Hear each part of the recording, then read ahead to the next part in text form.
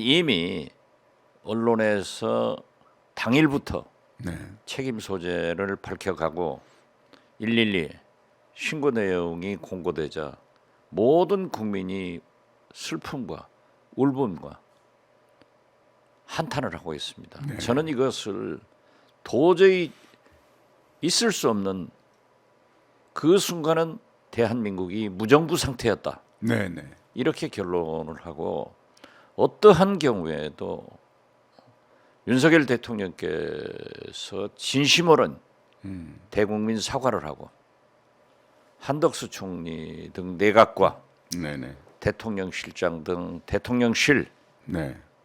총사퇴를 해야 된다고 생각합니다. 네, 네. 그래서 다시 한번 저는 윤석열 대통령의 진심 어린 사과, 내각, 대통령실 총사퇴, 네, 네. 그리고 행안부 장관, 경찰청장, 소방청장, 용산구청장, 용산서장 사법 처리해야 된다, 이렇게 요구를 합니다.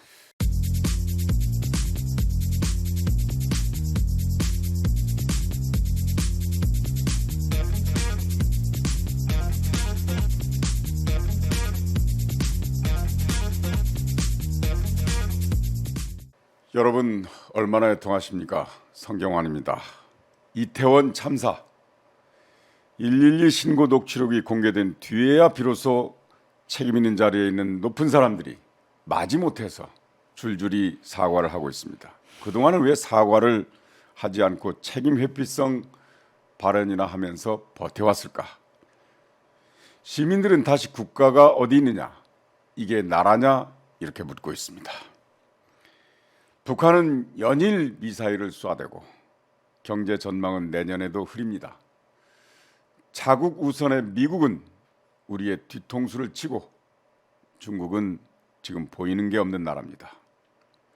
이 상황을 지난 6개월 동안 지켜본 윤석열 정부가 과연 야당과의 협치나 국민의 지혜를 모으지 않고 감당할 수 있을까?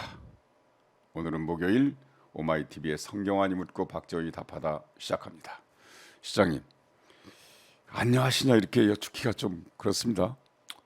글쎄요, 우리 국민들이 무슨 말씀을 지금 현재 하겠습니까? 누구를 탓하겠습니까? 네, 우리 어른들, 특히 저같이 정치권에 또 정부에 있던 사람들의 총체적 책임이라고 생각하는데, 네, 그 책임마저도 느끼지 않는 분들이 윤석열 정부에 있기 때문에 우리는 더 슬프게 만듭니다. 엊그제 그 이태원역 1번 출구를 한번 갔다 왔거든요. 많은 사람들이 아직도 거기서 애도하고 있고, 꽃들 우리 그 출구 주변에 많이 쌓여 있고, 참 현장에서 한번 느껴보려고 했습니다. 그 이제 112 신고 녹취록이 빼박진 거잖아요. 그러고 나니까 이렇게 사과를 좀 하는데 윤석열 대통령 아직 그럴 생각도 없는 모양이죠. 글쎄, 우리가 지금 현재 애도하고 네, 수습이 급선무입니다.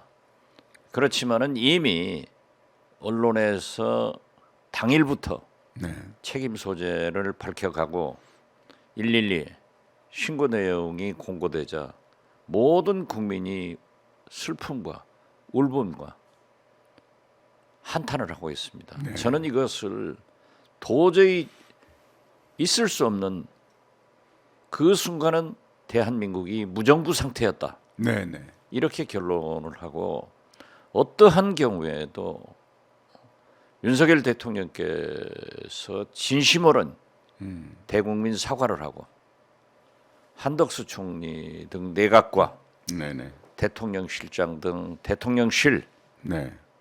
총사퇴를 해야 된다고 생각합니다. 아, 내각 총사퇴요? 아울러서 네네.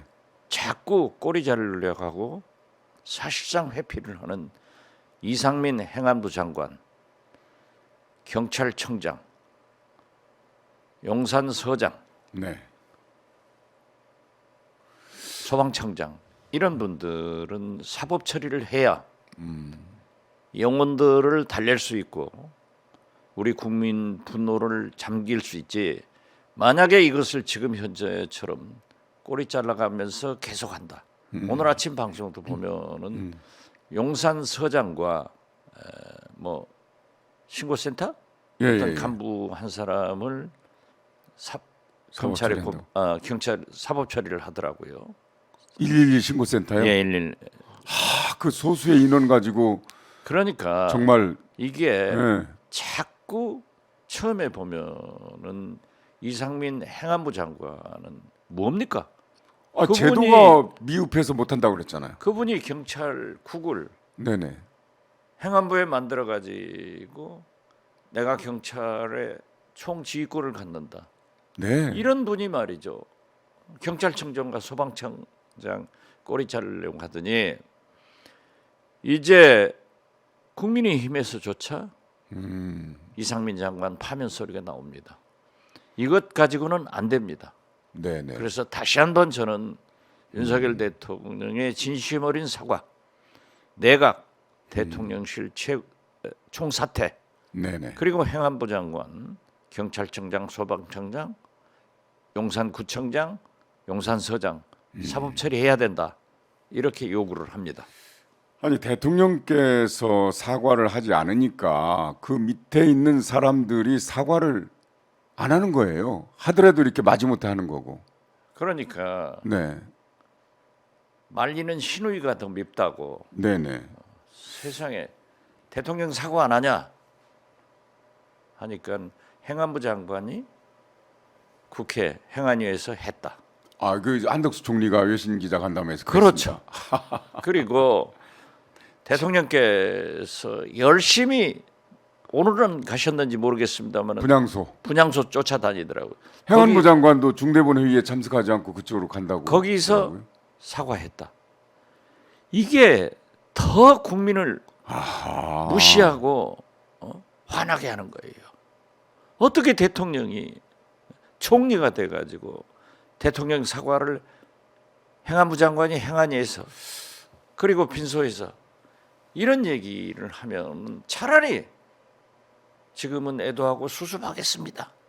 이렇게 하는 것은 어느 정도 이해가 되지만은 사과한 것으로 이렇게 말하는 것은 저 보십시오. 제가 좀 중언부언하는데요. 네. 한덕수 총리 네. 저하고 잘 알거든요. 저랑 함께 김대중 대통령을 모시면서 비서실에 함께 근무했어요. 그렇죠. 그런 분은 아니었는데 이번에 총리가 돼가지고는 신문 보고 알았다 신문총리 되더니 아니 외신 기자 클럽에서 전 세계인들을 향해서 네. 질문을 받고 답변을 하는 과정에 그 외신 기자들에게 희죽희죽 웃으면서 농담 따먹기 하는 것이 그게 총리입니까? 그러니까. 울어도 시원찮은 판국에. 그래서 근데, 저는 네. 대통령부터 이게 기강이 우리가 그러지 않습니까? 집안의 가장이 흔들리면은 전체가 흔들리는 거예요. 네네. 그래서 이 나라가 총체적으로 이게 큰일이다.